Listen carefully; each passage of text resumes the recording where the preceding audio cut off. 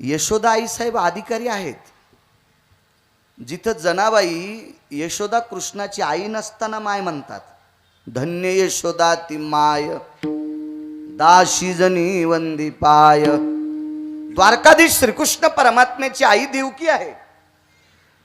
मग हे जर वाक्य गिरगावच्या बाळांनी सांगितलं असतं तर लोक म्हणले असते याच्या गोळ्या संपल्यात. पण हे वाक्य साध्वी जनाबाईंचं आहे. कोणाची मायवेली ती खोटं म्हणायला महाराज. धन्य यशोदा ती माय, नुसती माय नाही धन्य आई आहे. मग श्रुतीला शंका आहे ना साहजिक की आई तर देवकी आहे. मग यशोदेला आईचा दर्जा दिलाय. मग याच्याकरता देवानं आई सोडली असावं का? मग माय सोडतो त्याला पवित्र म्हणतात का? नाही. महाराज राग येऊ देऊ नका. मृदंग किती चांगला वाजवतो, गायन किती सुंदर करतो आणि किती सुंदर कीर्तन करतो, त्याच्यापेक्षा मायबापाला मानतो का ते सांग. एक मुद्दा आहे का? भला कोणी असू द्या, सुरुवात माझ्यापासून करा. गिरगावकर असेल, अरुण महाराज असतील, अरुण महाराज असतील, ही सगळे असतील. आम्ही 3 लोक जर मायबापाचं दर्शन घेत नसल तुम्ही पाकिट देत असाल तर पहिला पाकिट देणाऱ्याला नरक आहे. आम्ही जाऊ द्या चुलीत, आम्हाला कोण्या पिराला कापायची होती यम कापी. पण ज्यानं पाकिट दिलंय का त्याला पहिला नरक आहे. पहिला नरक आहे. जो मायबापाच्या विरोधात असतो त्याला तुम्ही प्राधान्य देता, हे सर्वात मोठं पाप आहे. श्रुतीनं प्रश्न केला, आई जिवंत आहे, बाबा जिवंत आहेत आणि दोघंही असताना या दोघांना सोडून यशोदेकडे जावं. किती दुःख वाटलं असेल हो देवकीला, किती दुःख वाटलं असेल वसुदेवाला. बरं वसुदेव काय सामान्य बाप होता का? तुमच्या आमच्या बापासारखा थोडाच होता मंदिरात पते खेळणारा, घरच्या लोकांना त्रास देणारा असा बाप असेल का? महाराज वसुदेवाच्या ज्ञानाची दखल संत शिरोमणी नामदेवराय घेतात. धन्य त्याचे ज्ञान न करीत, धन्य त्याचे ज्ञान न करीत शोक, वधिता बालक नामावणे, वधिता बालक नामावणे, वधिता बालक नामावणे. धन्य त्याचे ज्ञान न करीच शोक, वधिता बालक नामावणे. साही मारी दुराचारी, 6 मारले नालायक कंसानं. कंस मायबापाचा द्वेष होता. बरं मी आज येरी कंस म्हणलो, मी त्याला कंसा म्हणत असतो. कंसाच्या बाबतीत थोडासा इतिहास आहे का? कंसानं देवाच्या आईवडिलाला बंदीत टाकलं याच्याकरता देवाला राग नव्हता. अविनाश बुवा, कंसानं स्वतःचे मायबाप अंधार कोठडीत टाकले म्हणून या हरामखोर कंसाला एका बुक्कीत पंढरपुरातल्या मालकाने मारलं. विठाला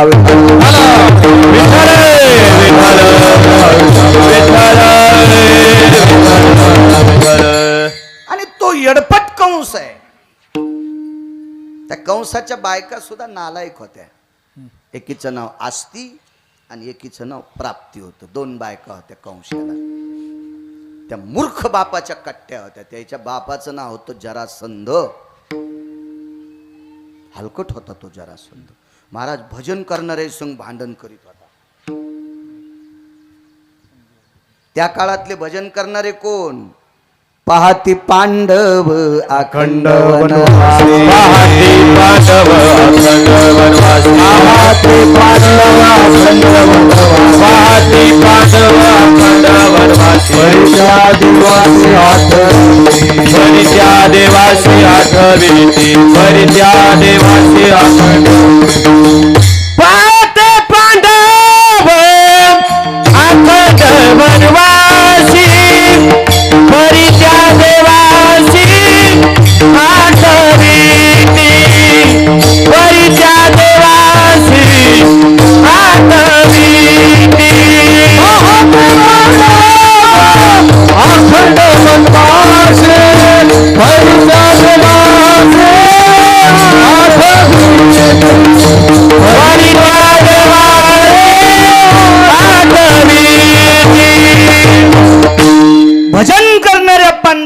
त्रास दिला. त्याच्यापैकी भजन करणाऱ्या माझ्या भीमदादानं हा जरासंध फाडून मारला. टरा टरा टरा टरा टरा. अविनाशबा ऊस मधातून फाडावा का कोयत्यानं, तसाच फाडा जरासंध्या. श्रीमंत राजा होता. 22,000 राजे त्याचे पाय चाटीत होते. किती पापी होता सांगू तुम्हाला. या हरामखोराचा मुकुट या पवित्र देशातल्या परीक्षिती राजानं घातला तर त्या राजाला त्या दिवशी साधू कळाला नाही. इतका याच्या संगतीतला मुकुट नालायक होता. तर हा किती भडवा असेल विचार करा. विठाला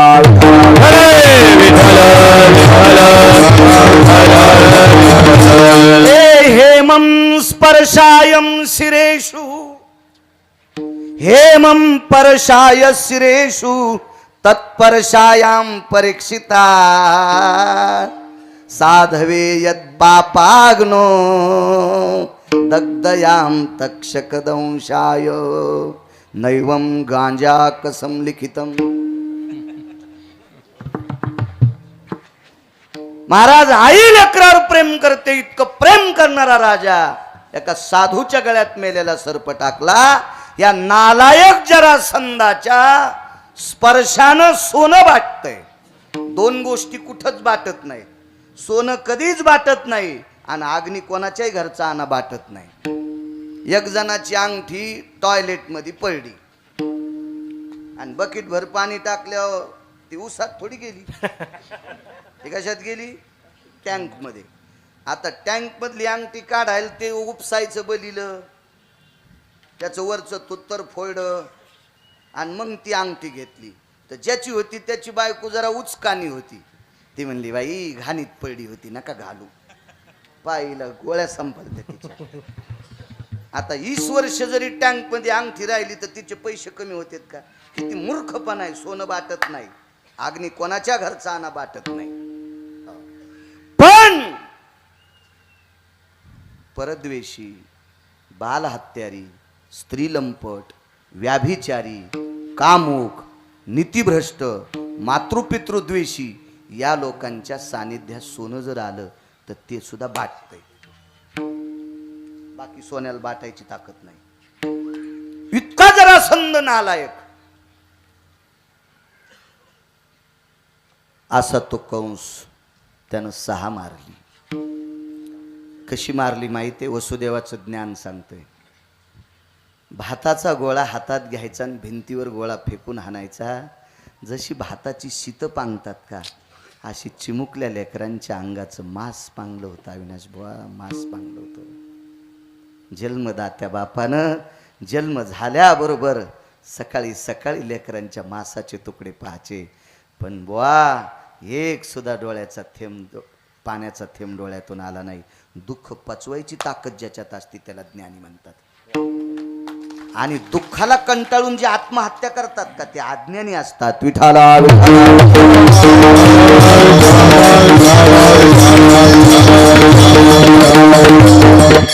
एवढे ज्ञानी वसुदेव. मग वसुदेवासारखा बाप सोडायला काय गरज पडली देवाला? वैकुंठीचा आरी सांगतोय सोडायला नव्हता पाहिजे. इतका बाप चांगला आहे. बरं देवकी किती किती अधिकारी असेल तुम्हाला एक माहित आहे का? गावात जर एखाद्या बाईचं पोरग शिकलं आणि त्याला नोकरी लागली, लाखां रुपये पगार असली तर सगळ्या बाई म्हणतात बाई काय लेकराला जन्म दिलास ग, काय लेकरानं अभ्यास केला ग, काय तू आशीर्वाद आहे बाई. पोरग शिकलं त्याला किती पगार आहे. त्या बाईचं इतकं वर्णन. एक बाई भेटली तिच्या पोराला 72,000 रुपये पगार. सगळ्या बायका म्हणायच्या बाई त्या पोराला 72,000 पगार आहे. ते 71,000ची पेत होतं. ते 1000 बँकेतले काढता येत नाहीत म्हणून पेता येत नव्हतं. ते खात्यावर ठेवा लागते म्हणून पेत नव्हतं. तर इतक्या नालायकाच्या आईला सुद्धा वर्णन करते. तर विश्व ज्याच्या ताब्यात आहे अशा मुलाला जिनं जन्म दिलाय ती बाई किती अधिकारी असेल, काय देवकीचं पुण्य असेल. आबाला पाहिलंच नव्हतं. काय पुण्य त्या देवकीचं. महाराज एवढी पवित्र आई सोडून, ठीक आहे यशोदा अधिकारी आहे त्याबद्दल दुमत नाही, पण माईल सोडून देवान का जावं? वैकुंठवासी माधव महाराजांचा एक सिद्धांत होता. ते तुकोबारायचा पुरावा मानायचे. माझ्या देहूतले मालक एके दिवशी म्हणले, तुका म्हणे नग्न भाज परी ते लाज स्वामीशी. लग्न झालेल्या बाईचं लुगडं जर फाटलं असेल, चोळी फाटली असेल, तिचं अंग उघडं असेल, तर तिच्या सासू सासऱ्याची इज्जत जात नाही, तिच्या मायबापाची इज्जत जात नाही. तिने ज्याच्यासोबत लग्न केले त्या नालायकाची जाती. तुका म्हणे नग्न भाज परी ते लाज स्वामीशी, तिच्या नवऱ्याची लाज जाती. म्हणून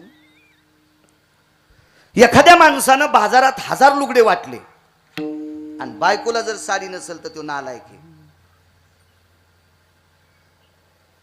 तसं एखाद्या दुसऱ्याच्या मायबापाला जीव लावतो, मायबापाला बोलत नाही, तो हरामखोर आहे.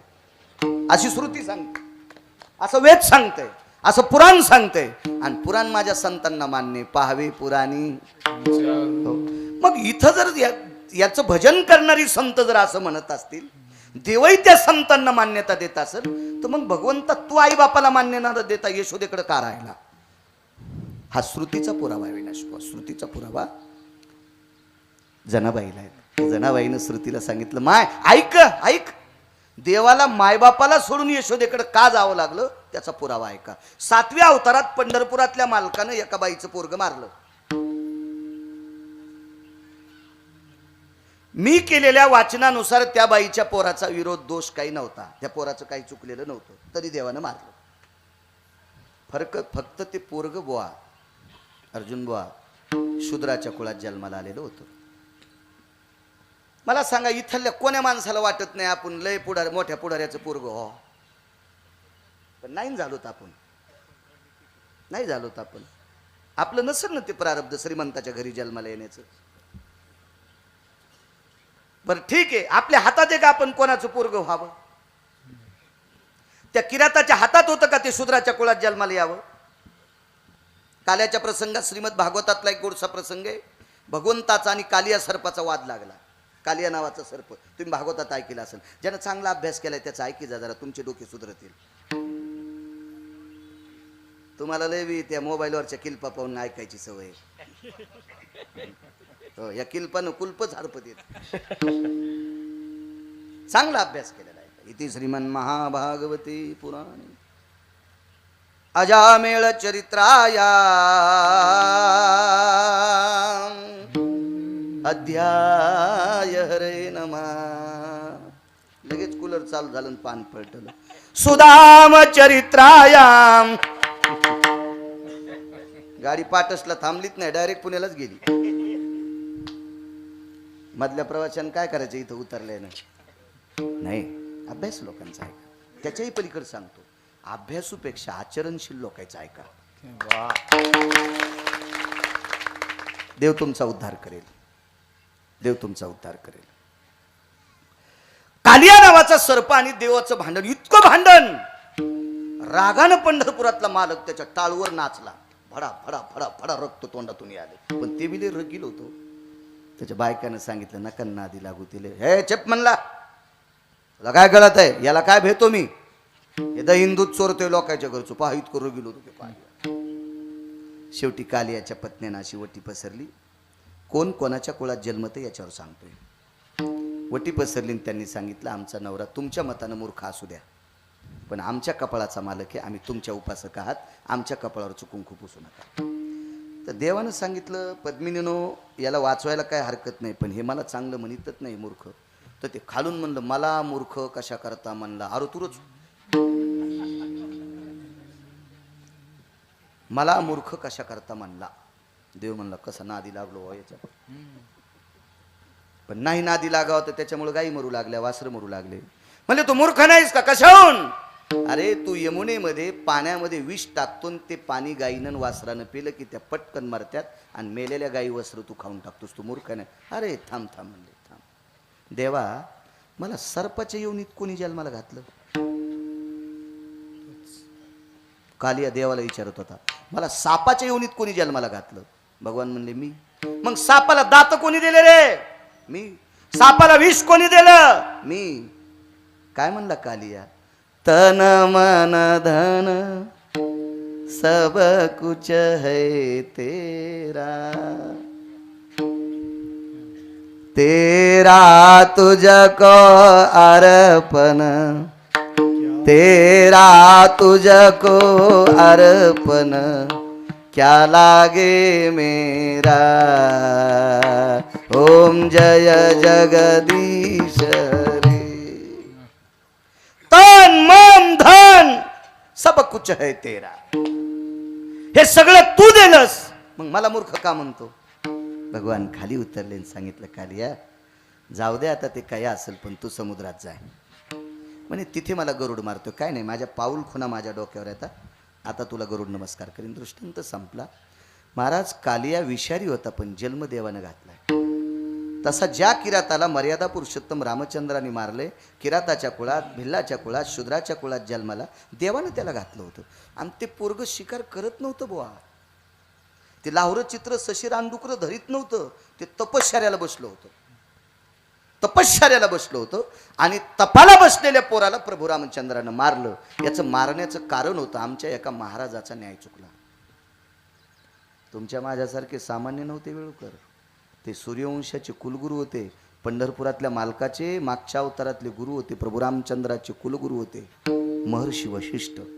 आणि वशिष्ठाने न्याय एक चुकीचा दिला. वशिष्ठाला चूक म्हणण्याची गिरगावच्या बाळ्याची पात्रता नाही, पण पुराण सांगते, पाहावे पुराणी. आणि पुराण काय कोणाच्या बापाची जहागिरी नाही, ते मोठ्यांचं कार्य. पुराण सांगते, अयोध्येमध्ये एका व्यक्तीचा 11 वर्षाचा मुलगा मृत्यू पावला. भारतात सर्वत्र मरायलेत, पण अयोध्येमध्ये केस पिकल्याशिवाय माणूस मरत नव्हता. अशा किती नगर आहेत सांगता येईल का तुम्हाला? किती कीर्तन ऐकले आता लोक, किती भागवत ऐकले, किती महाराज मेल्यावर सुधरताना सांगा. पहिली गोळी मला घाला. 2 तरी नगराची नाव सांगा ना, 2. एकीचं मी सांगितलं, एकीचं तुम्ही सांगा. एक नगरी रुक्मांगद राजाची, बाकीच्या राहू द्या, सगळ्या गोळ्या एक खट्या घेतल्यावर रिॲक्शन येत असते. 2 नगऱ्यामध्ये तरुण माणसं मरत नव्हते. अविनाश बुवा, वेळुकर बुवा, तरुण माणसं मरत नव्हती. एक मर्यादा पुरुषोत्तम रामचंद्राची अयोध्या नावाची नगरी, आणि ज्यांनी एकादशीचं व्रत निर्माण केलंय. एकादशीचं व्रत अगोदर नव्हतं, रुक्मांगदापासून एकादशी, पुढे धर्मांगदानं चालवली, त्याच्या पुढे मुक्तांगदानं चालवली. आता तो चौथा कोणी घरी गेल्यावर बघा ना, विठाला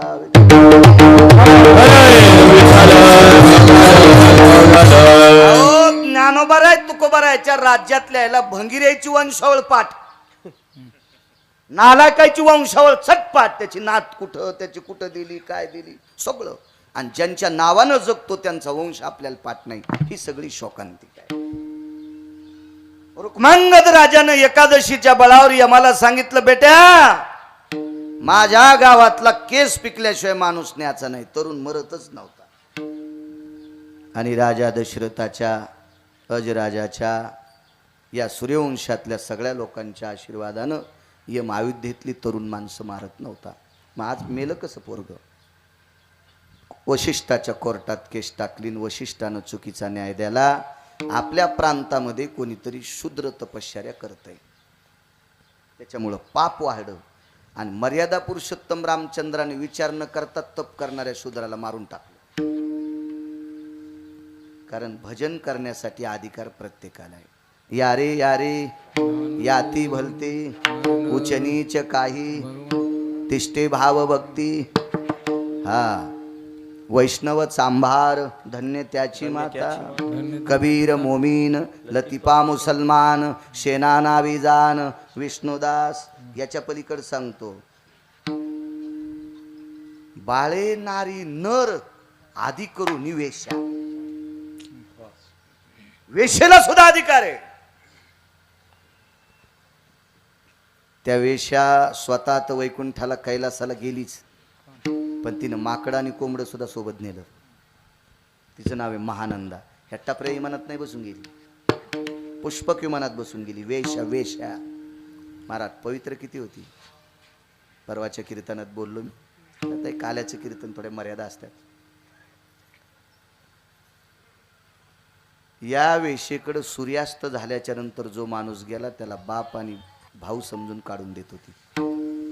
आणि सूर्य मावळायच्या अगोदर जर आली तर त्याची चर्या करत होती. आणि सूर्य मावळल्याच्या नंतर जर कोणी आला तर त्याला बाप आणि भाऊ समजून जीव घालून काढून द्यायचं, स्नान करायचं आणि रात्रभर भगवान शिवजीचं भजन करायची. हिनं भजन केल्याच्या नंतर नाचायला कोण होतं? कोंबडा आणि माकड. बऱ्यापैकी आपल्या कोंबड्याचे नख उकांड्या उकरल्यावर गेले, पण महानंदीच्या कोंबड्याचे नख भजनात नाचल्यावर गेले. महानंदेकडे जे माकड होतं त्याच्या पायाला कातडं राहिलं होतं, इतकं नाचलं होतं, इतकं नाचलं. म्हणून तिनं सांगितलं, निदान माझं कोंबडं मध्ये पान करीत नाही. माझ्या कोंबड्यानं आत्तापर्यंत उकांड्यातल्या आळ्या खाल्ल्या नाही, त्यानं तांदूळ खाल्ले. माझ्या माकडानं कोणाच्या बागा हुलिल्या नाही, मी टाकाऊ घातलं तेच खाल्लंय. आणि माझ्या माकडानं कोणाच्या उड्या हाणून पत्र टाक्या फोडल्या नाही, ते भजनात नाचलंय. माझं कोंबडं भजनात नाचलंय, त्या लागी विमान पाठविले. इतकी पवित्र होती महानंद. वेश्येला सुद्धा भजन करायचा अधिकार. तुम्हाला एक माहित असावं, कोणाला वाईट म्हणण्याचा अधिकार आपल्याला. टोल नाक्यावर टाळ्या वाजणारा या देशातला पवित्र तृतीय बांधव, त्याला सुद्धा विमान पाठवलं. कारण त्याने एका वारकऱ्याचं ऐकून भजन केलं आणि त्याचा देहांत झाला. त्यावेळेला त्याचा दिव्य शरीर विमानात बसून नेलं. विमानात कान्हो पात्रा खोदू पिंजारी तो जादू भजनिया भेदू हरीचे पायी. याच्यातला एक तृतीयपंथी होता महाराज, त्याला विमानात नेलं. विमानात म्हणजे या देशात भजन करणारा कोणी असू द्या, त्याला पवित्र आहे. जात बघायचीच नाही. जात तुमच्या पोरापोरीचे लग्न करण्यापुरते बघा, भजनासाठी जात बघायची नाही. जो निष्ठेनं भजन करतो, जो तत्व सांभाळतो, जो नियम संप्रदायाचे सांभाळतो, जो आचरण सांभाळतो, तो कोण्याही जातीचा असू द्या. हो का उत्तम चांडाळ त्याचे पायी माझे कपाळ.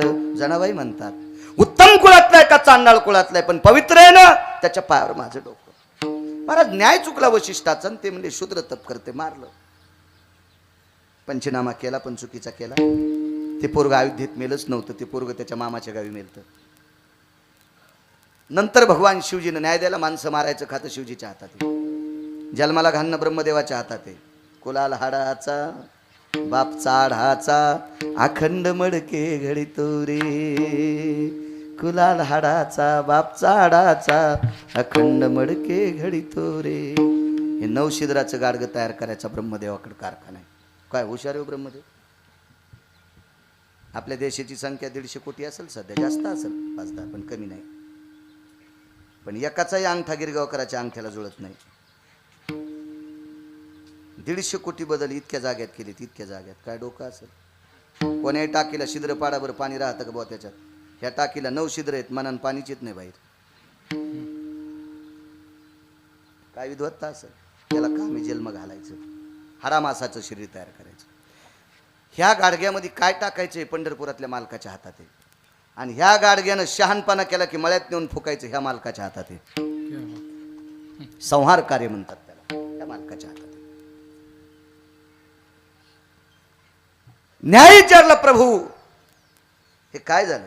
माझ्या भगवान शिवजीनं न्याय द्याला, प्रभू तुमचं चुकलंय, तुम्ही हे पोरग वशिष्ठाचं ऐकून मारायला नव्हतं पाहिजे, काम चुकलंय तुमचं. चला वैकुंठीचा हरी ताना यशोदेच्या घरी. त्या किराताच्या आईनं 20-22 वर्षाच्या पोराचं, मेलेल्या पोराचं गाठोडं बांधलं. मर्यादा पुरुषोत्तम रामचंद्राच्या दारात ते व्रत ठेवलं. रडू लागली. दारात अस्वस्थ होता, त्याला पान राहिलं नाही, इतका शोक केला. महाराज ती आई होती, आई होती.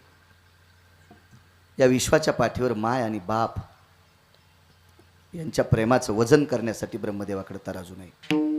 अतूट प्रेम, अतूट प्रेम माय बापाचं. वैकुंठवासी साहेबराव महाराज सोनोटीकर सांगायचे, एकुलत्या एक मुलाची आई वारली. त्या आईचं प्रेत मशानात नेलं. चुकून बोललो, मुलं 4 होती. त्याच्यापैकी एक मुलगा एका आखाड्याचा संन्यासी होता.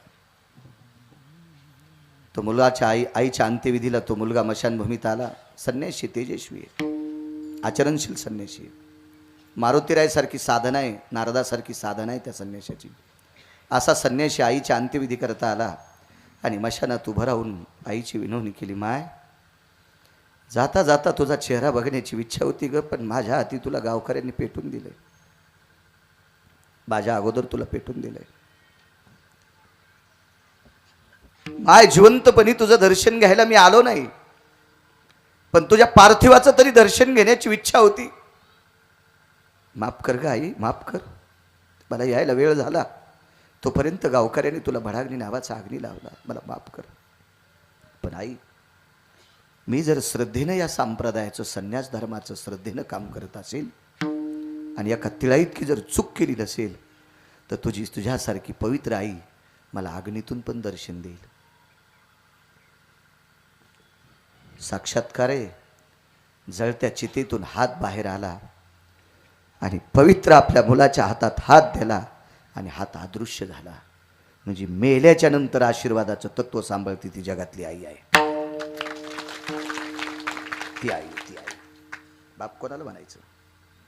किती बाप पवित्र आहे. यमुनेच्या पात्रातून वसुदेव ज्या वेळेला भगवान कृष्ण परमात्म्याला घेऊन जात होते, त्यावेळेला पाणी गुडघ्या इतकंच होतं, गुडघ्या इतकंच पाणी. महाराज यमुनेनं ध्यास घेतला की माझ्यात पाणी ठेवायची ताकद या सुपातल्यात आहे, पाऊस पडायची ताकद त्याच्यात आहे महाराज. आणि नियमाने यमुनेचा तो जावाई आहे. लक्ष्मी सागराची कन्या आणि सागराच्या पत्न्या कन्या आहेत. मग जावायचं दर्शन घ्यावं हा सासूचा मानस झाला, म्हणून गुडघ्या इतकं पाणी छाती इतकं झालं, छाती इतकं पाणी गळ्या इतकं झालं, आणि गळ्या इतकं पाणी दाढी इतकं गेलं. आणि दाढीतून अविनाशबा ओठात पाणी जाऊन वसुदेव ज्या वेळेला खाली पडणार, पण वसुदेवानं सांगितलं, यमुने मला मार वाच काय करायचं ते कर, पण मी याच्यासारखी 6 मेलेली पाहिलीत. 7वा कुठं गेला याचा पत्ता नाही, योगमायेनं नेला, यांना माहित नव्हतं. आणि 8वा मात्र कंसाच्या हातानं मेलेला पाहायचा नाही, त्याच्यापेक्षा याच्या सगट तुझ्यात गेलो तरी हरकत नाही. त्यावेळेला आपल्या बापाचं आपल्यावर किती प्रेम आहे हे वरच्याच्या लक्षात आलं. आणि त्यानं सुपातनं अंगठा काढा आणि पाण्याला लावल्याबरोबर सांगितलं, सासूबाई दर्शन घ्या, आता रस्ता द्या. पुढं चढला चाट, त्याशी लाविला अंगुष्ट, दुभंगली यमुना माई. मग यमुनेचे 2 तुकडे झाले. जुन्या बायका मधातून भांग पाडायच्या, जुन्या सांगते जुन्या, आताच्या नाही. 4 पट्टे साडी नेसे लुगड, 4 पट्टे साडी नेसे लुगड, मागून काढी कोंबड, अरे कपाळाला कुंकू नाही देशे घुबड, सांग सांग पोरी नान्न लागन का गोड, सांग सांग पोरी नान्न लागन का गोड. राष्ट्रसंत दुनियादास महाराज म्हणायचे. मी भंगिऱ्यांची गाणी म्हणणार नाही, पाप लागन, जीभ सडून जाईल कीर्तनकाराची. नालायकांची गाणी म्हणायची. राष्ट्रसंत दुनियादास महाराज फार पुरुषार्थ व्यक्ती होऊन गेले, जसे राष्ट्रसंत तुकडोजी महाराज. महाराज ऐशे कैसे झाले भोंदून कर्म करून म्हणती साधू, हे या मालकांचा पुरावा. ते सुद्धा म्हणायचे, बुवा रंगानं दिसतो बगळा, याचा पंथच लय असे वेगळा, देवाच्या नावाखाली मठासाठी पट्टीन, जमलेल्या पट्टीवर चाले हातबटी. बुवा रंगानं दिसतो बगळा, याचा पंथच लय असे वेगळा, बुवा रंगानं दिसतो बगळा, याचा पंथच लय असे वेगळा. अरे लेकराला सोबणी झाली वैदाची दोरी, न दारूची शिष्यान लय आहे चोरी, बुवा रंगानं दिसतो बगळा, याचा पंथच लय असा वेगळा. दुनियादास महाराजांना सांगायचे, अशा बगळ्याच्या नादी लागू नका. इकडं तुकोबाराय म्हणायचे, ऐशे कैशे झाले भोंदू. महाराज नीती सूत्रात बोलणारी लोक होती, तात्विक लोक होती.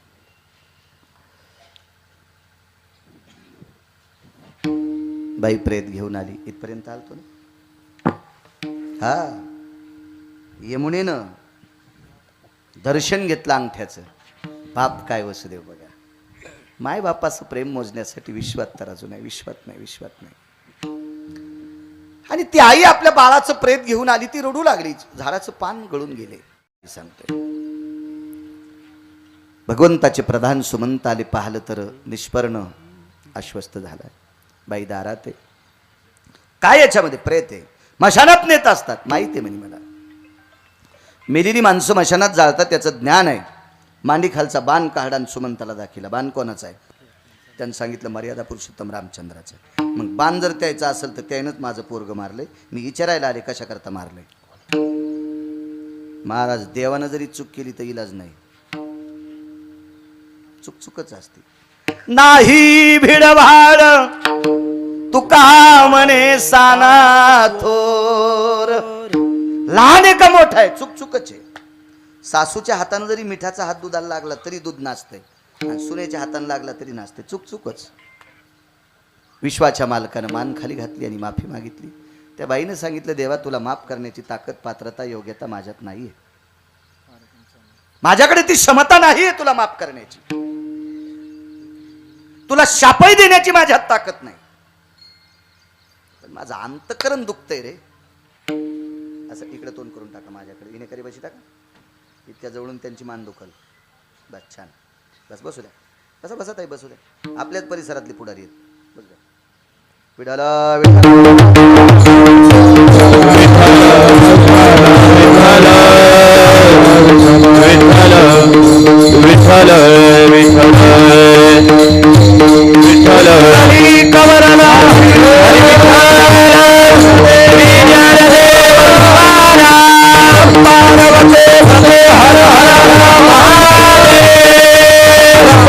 शिवाजी महाराज की जय. महाराज की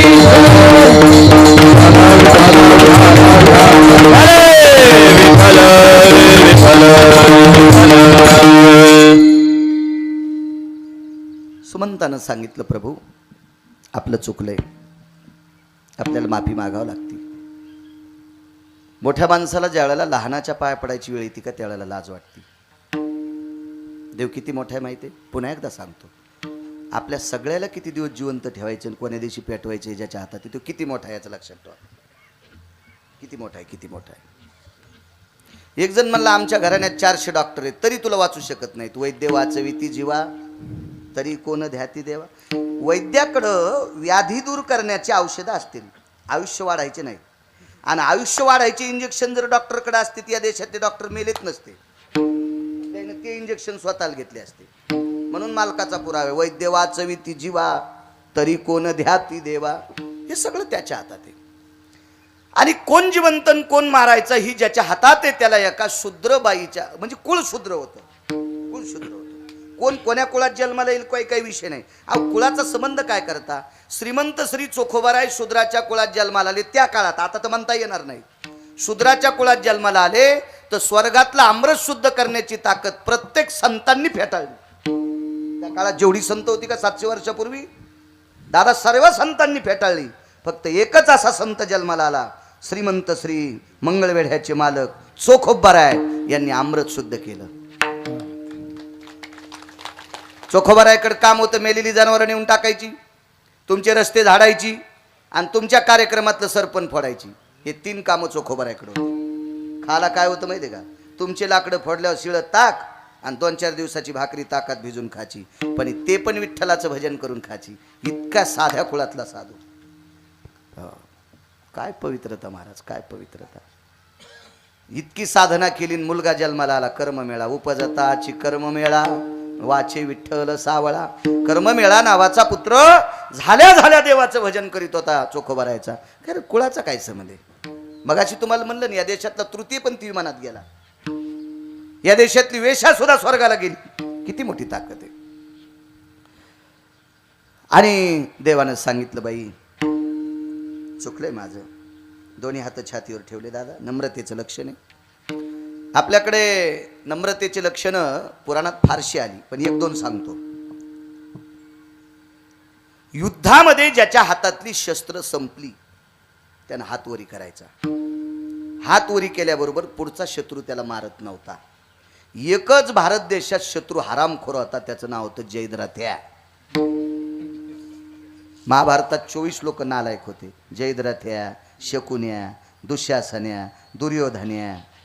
मी यायला आव बोलत नाही. तुमच्या भागात त्याचे पाहुणे नाहीत ना, मग काय नाहीत, मग गाडी फोडायची. शकुन्या किती हरामखोर.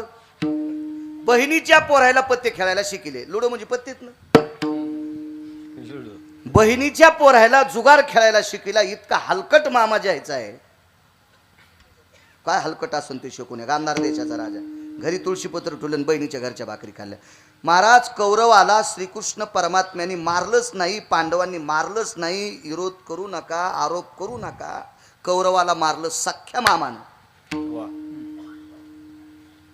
रावणाला मर्यादा पुरुषोत्तम रामचंद्रांनी मारलं नाही, रावणाला मारलं त्याच्या सख्या भावानं बिभीषणानं. म्हणून तर माझ्या अष्टादश मालकापैकी एक मालक बिभीषणाला मूर्ख म्हणते. पण आपण नाही म्हणायचं बरं महाराज, बिभीषणाला मूर्ख म्हणण्याची आपली पात्रता नाही. कारण बिभीषणानं जरी भावाचा विरोध केला असेल, पण बिभीषणासारखा भजण्या कोणी नव्हता. कारण बिभीषणानं ज्या घरात भजन केलं ते घर मारुतीराय जाळू शकले नाही. लंकेशी उरले बिभीषणाचे घर, लंकेशी उरले बिभीषणाचे घर. कारण हृदयी सीतावर मनोनिया, त्याच्या अंतकरणात सीतेचा पती होता म्हणून अख्खी लंका जळाली पण बिभीषणाचं घर जळालं नाही. हे झाला गाथ्यातला पुरावा. शपक ऐकता का? आग लगी लंका में हलचल मचाई, आग लगी लंका में हलचल मचाई, विभीषण की कुटिया कैसे बचाए रे, कैसे बचाई. शपक पुरावा पण चांगला आहे. आग लगी लंका में हलचल मचाई, विभीषण की कुटिया कैसे बचाई, प्रतापे सबळ नामाची. अभंग असू द्या शपथ. तुका म्हणे अग्नी झाला शे शीतळ, प्रतापे सबळ नामाची. इतकं भजन केलं पण बिभीषणानंच मारला. हा जयद्रथ नालायक होता. 22.5 वर्षाच्या पवित्र अभिमन्यूला शस्त्र संपल्यावर लात मारली. हा भडवा होता, हरामखोर होता. पण पूर्वीच्या काळात वरे हात केले की त्याला मारित नव्हते. हे नम्रतेचं लक्षण आहे. मोठ्या माणसानं आदरयुक्त छातीवर हात ठेवून मान खाली घातली की नम्रतेचं लक्षण आहे. पशुप्राण्यातली नम्रता सांगू कुत्र्याची. हे कुत्र दादा दुसऱ्या गल्लीत गेलं आणि त्या गल्लीतले कुत्रे ज्याला तोडायला लागले की ते नम्रता घेते, ते काष्टा घालीत आहे. त्यानं दोन्ही पायाच्या मधात शेपटी घातली की ते कुत्रे म्हणते आपल्याला भेलं, मग ते त्याला डसत नाही. कुत्र्याला कळालंय 4-4 पायाच्या, पण अजून 2-2 पायाच्या कुत्र्याला आकलीच नाही. विठाला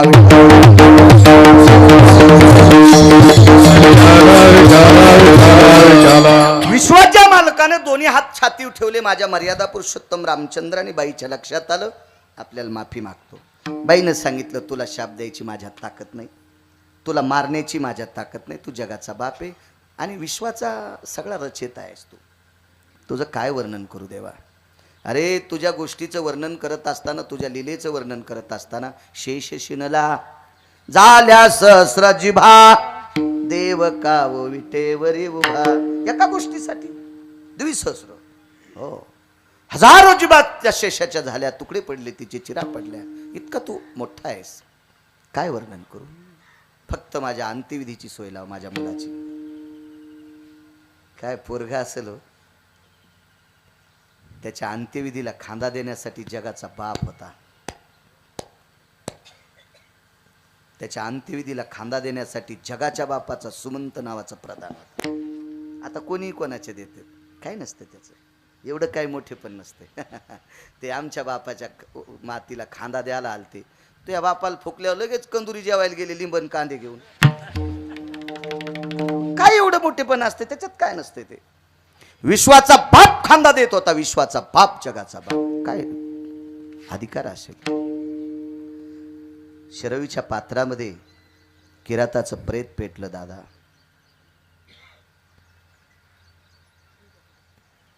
तर बाईनं सांगितलं, देवा माझ्या मुलाचा तर्पण विधी करण्यासाठी कोणीच नाही. कारण ती एकटीच होती, तिला मालक नव्हते. मुलगा एकटाच होता, मृत्यू पावला. तर्पण विधी कोण करील. देवा पुराणाच्या कर्मकांडाच्या इच्छेनुसार कल्पना केली तर माझ्या मुलाला मोक्ष कसा मिळेल रे. त्याचा विधी कोण करेल. मर्यादा पुरुषोत्तम रामचंद्राने 7 लोकांचा तर्पण विधी केला. त्याच्यापैकी 2घांचे नाव सांगतो. एक किराताचा केला आणि एक जटायूचा केला. जटायू फार अधिकाऱ्याचा नातू होता. मिरे मिरे मिरे मिरे कश्यपाचा नातू. आवाज. मिरे कश्यपाचा नातू. काय नाव. जटायु नामे विख्यातू, मीरे मीरे मीरे कश्यपाचा नातू. कश्यपाचा नातू आहे मी. अरुणाचा पुत्र होता. कोण अरुण? कुर्मदासांचा पुत्र. वारकरी संप्रदायात अरुण म्हणजे कुर्मदास आहेत, ज्यांच्याकरता जगाचा बाप लहुळ सहकारी साखर कारखान्यापाशी ते लहुळ आहे, तिथं कुर्मदासा करता जगाचा बाप आला. आणि त्या जटायूचा तर्पण विधी देवाने केला. महाराज शरयूच्या पात्रामध्ये हातामध्ये पिंड घेऊन जगाचा बाप एका लाहोर चित्र सशे धरणाऱ्याच्या कुळात जन्माला आलेल्या पोराचा तर्पण. इदन्न मम पिंड भय स्थितो रक्तचंदनम समर्पयामि अरक्तपुष्पम समर्पयामि अंगुष्टादिस्नान भो आकालो भय मृत्युस्ततः यज्जायते प्रियजन्य वृद्धिरो सर्वशास्त्रा मिथ्यं कृतुजन्ना सर्वास्थितो भयो रक्तः आपादो काल भय त्रिपिंडी अप्तेष्टि नारायणो नागबली यत्क्रियात सर्वशांतिर्मुच्यतेर काल सर्पर शांतिरस्ततेव च ईदन्न मम अपसव्य सव्य यज्ञोपवितोस्ततांकरिष्यते. देव देव मंत्र म्हणायला मी नव्हतो, मंत्र म्हणायला दुसरेच अधिकारी होते. देवानं काय बाईला वाटलं, पण एक लक्षात घ्या, देव जगाचा बाप माझ्या मुलाचा तर्पण विधी करतो. पण देवा उलट केलंस रे, उलट केलंस. अरे याच्या हाताने माझा तर्पण विधी व्हावा हे सोयीचं होतं, पण देवा तू चूक केल्यामुळं मला पोराचा तर्पण विधी पाहा लागला रे. आंधळ्याची काठी मोडीस रे, तुला शाप देऊ शकत नाही. महाराज शाप मला उशाप आहे, टळटळ उशाप नाही. मग कोणाचा टळटळाट घ्यायचा नाही. गोर गरिबाचा ज्यावेळेला टळटळाट लागतो ना, त्यावेळेला खालून संसार पेटतो, खालून संसार पेटतो, खालून खालून संसार पेटतो. महाराज देवाला टळटळाट लागला, तिनं शाप दिला नाही. मामुनी आबा इथून टळटळाट बाहेर पडला आणि दादा देवाच्या अंगावर आदळला. देवा तू माझा मुलगा मारलास, तुला मारायची ताकद नाही, पण माझा मुलगा मेल्यावर मला जितकं दुःख झालंय तितकं तुझ्या मायबापाला होईल. आणि ह्याच दुःखाचं गठुडं घेऊन मर्यादा पुरुषोत्तम रामचंद्र द्वापार युगात जन्माला आले. वसुदेव देवकीच्या पोटी जन्म घेतला, पण मागचं शापाचं गठुडं होतं म्हणून आई बापाला दुःख होतंय, विलाज नाही. 11 वर्ष 53 दिवस यशोदेकडे राहिले म्हणून पहिल्या कडव्यात वैकुंठीचा हरी, वैकुंठीचा हरी, वैकुंठीचा हरी, वैकुंठीचा हरी, काना यशोदेचा हरी, काना यशोदेचा हरी, रागतसे हा अंगणी, रागतसे हा अंगणी,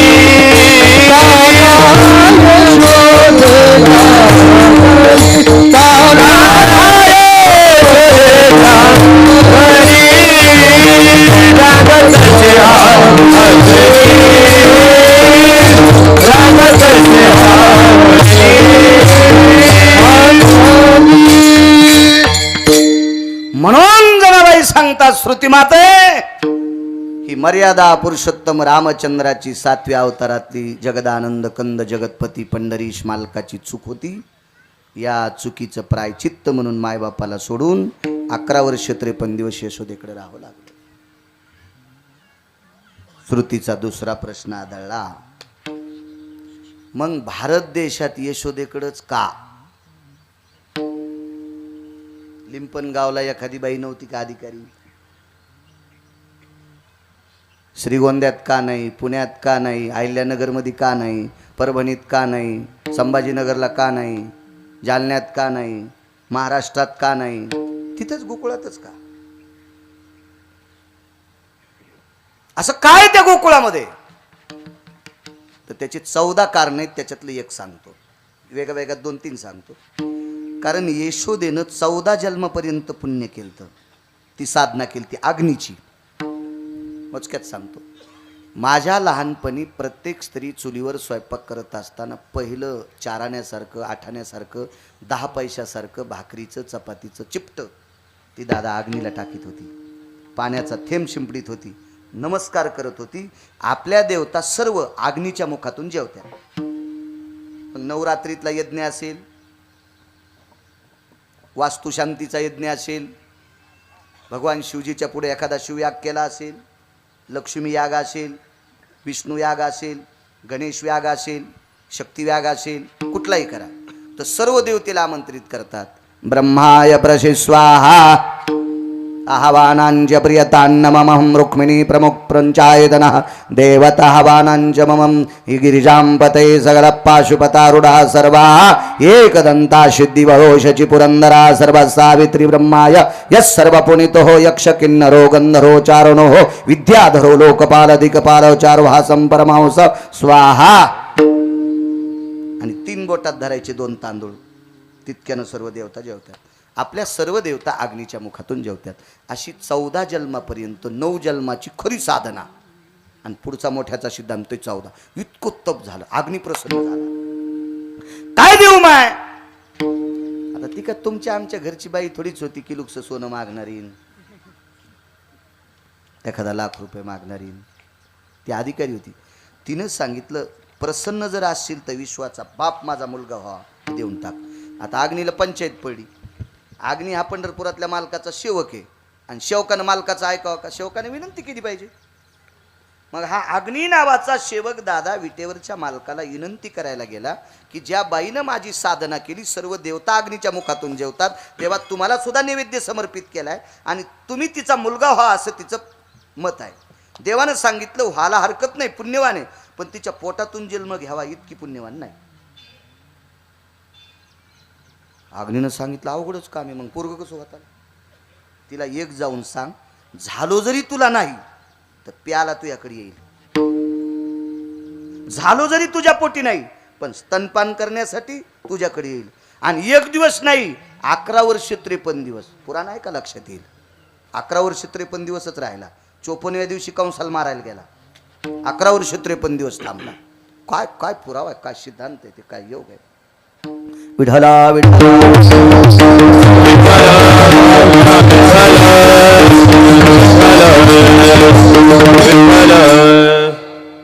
आणि मी थांबेल. एक कारण अग्नीचा आशीर्वाद. म्हणून वैकुंठीचा हरी ताना यशोदेच्या घरी. 14 पैकी अजून एक प्रकरण मानतो बुवा. बरं ठीक आहे, यशोदा अधिकारी आहे. गोकुळाचं नाव का प्रसिद्ध झालं? त्याचं एक कारण आहे. दादा प्रत्येक जण गायीवर चांगलं बोलतोय. तुमचे लोक पण गायीवर बोलायलेत. म्हणजे राजकारणात आहे बरं का, तुमचे म्हणजे राजकारणात. आणि तुमचे दुसरे लोक बी बोलायलेत. हे वारकरी असल्यामुळे आम्ही यायच्यात आलो. म्हणजे महाराजही गायीवर बोलायलेत आणि राजकारणी गायीवर बोलायलेत. अंमलात कोण आणायले? महाराज गायीवर बोलायचा अधिकार त्या पक्वाद्याला आहे, त्याने एक गाय पाळावा.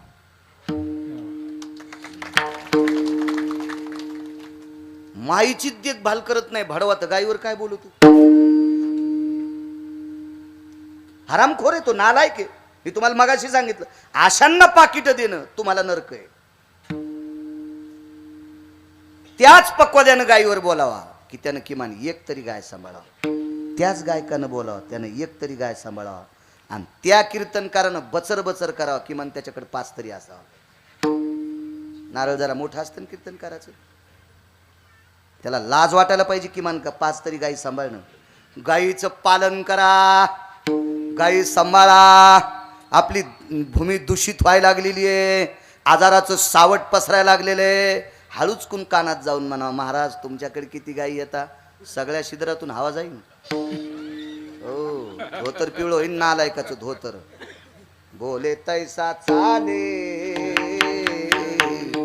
त्याची वंदावी पाऊले. एका मोठ्याचा पुरावा सांगतो. सांगे परिवागे त्यासी थोर मानावे. सांगे परिवागे त्यासी थोर मानावे. सांगे परी न वागे त्याशी चोर मानावे. सांगतोय तसं वागतो तो थोर आहे, आणि सांगितलं तसं वागत नाही तो हरामखोर चोर आहे. आमचं सुद्धा कर्तव्य आहे, 1-2 गायी पाळावा. अविनाश भाऊ, असावी दारात एखादी गाय. मला सांगा, तुम्हा श्रीमंताच्या घरी चपला ठेवायला 3-3 लाखाच्या अलमाऱ्या येतात. या श्रीमंताच्या बायकायला जरा जरा लाजा वाटायला पाहिजे की तुझ्या नवऱ्यानं चपला ठेवायला 2-2, 2.5 लाखाची बरमाटी सागाची अलमारी केली बाहेरच्या पोर्च मध्ये, बॉक्स केलाय चपला ठेवायला. तू नवऱ्याचं मुंडक दाबून सांग ना एखादी गाय दारात बांध म्हणून, काय बंगला पडन का अंगाव तुया? आणि मग फुकून दिल्या हिला गोमतीर लागत आहे, हिला जिथं फुकलंय ती सारवायला शेण लागत आहे, तर हा डुकराच्या शेणानं जागा सारवायला पाहिजे. खोटं बोलतोय का? नका आणू दादा, तुमच्या जिल्ह्यात येऊ देऊ नका मला, राग येत असेल तर. मग जगिनारा पंढरपुरातला मालक आहे, त्याच्यामुळे मला काही भीती वाटत नाही. मला एकच कळतंय, माझ्या ज्ञानोबाराय तुकोबारायला आवडते ते पठ्या बोलन. एखाद्याला सांभाळण्यासाठी कीर्तन करीत नाही. विढाला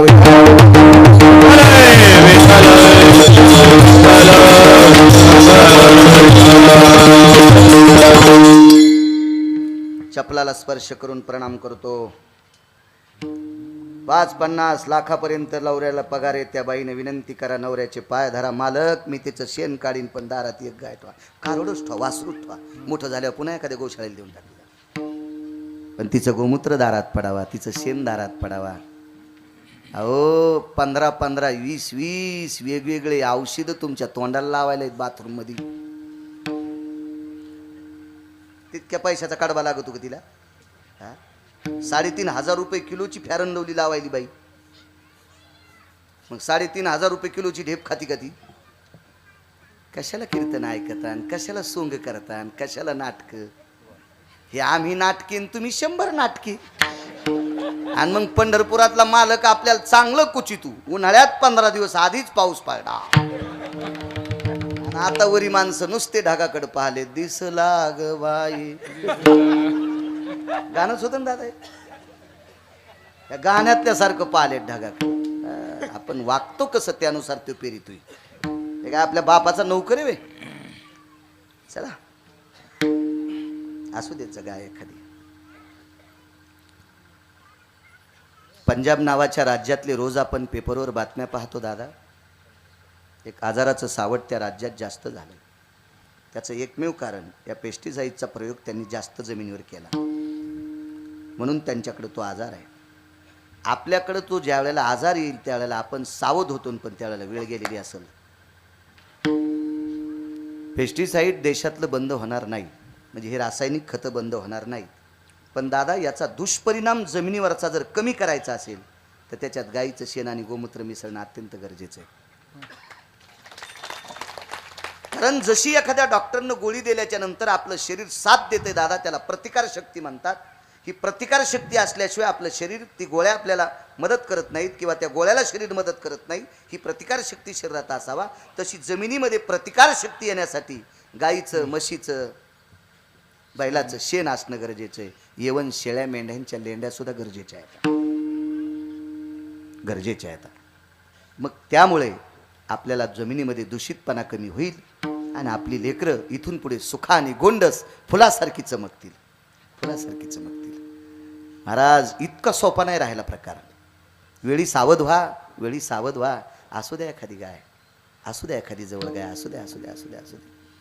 काय नालायक लोक पंढरपुरातल्या गाईला वैरण चारितून तिथं शेल्फी काढ. तुम्ही परवाला दादा होते काल्याला, मी तिथंही सांगितलं, पंढरपुरातल्या गाईला 5 रुपयाची पेंढी चारितू शेल्फी काढीतून टाकतो. मी आज पंढरपुरात गाईला पेंढी चारली, माय वायलं काढून दिली सोंबळ्या, ते अंगाव बंगला पडन. हा पंढरपुरातला मालक काय डोळे झाकले देऊ का? आंधळा आहे का? तुला बघत नाही का? विठ्ठल जळी स्थळी भरला, रिता ठाव नाही उरला, आज मी दृष्टीने पाहिला विठ्ठलची विठ्ठल. महाराज कर्तव्याला किंमत द्या. पाळा आपले नियम. असू द्या एखादी गाय, असू द्या. महाराज मृदंगाचार्य गायक आणि कीर्तनकार कीर्तनाला जाताना, कार्यक्रमाला जाताना दारातल्या गायीचा नमस्कार करून जर निघला तर 2 लोकांचे आशीर्वाद काम येतात. आपल्या पूर्वजाचे एक आणि दुसरे गायीचे आशीर्वाद. महाराज तुमच्या माझ्यावरचं संकट दूर करील गाय नवल नाही, तुमच्या माझ्यावरचं संकट गाय दूर करील नवल नाही. दादा पंढरपुरातल्या मालकाच्या अंगावर गोकुळात कितीतरी संकट आली, ही संकट दूर करण्याची ताकद त्या मातीत होती.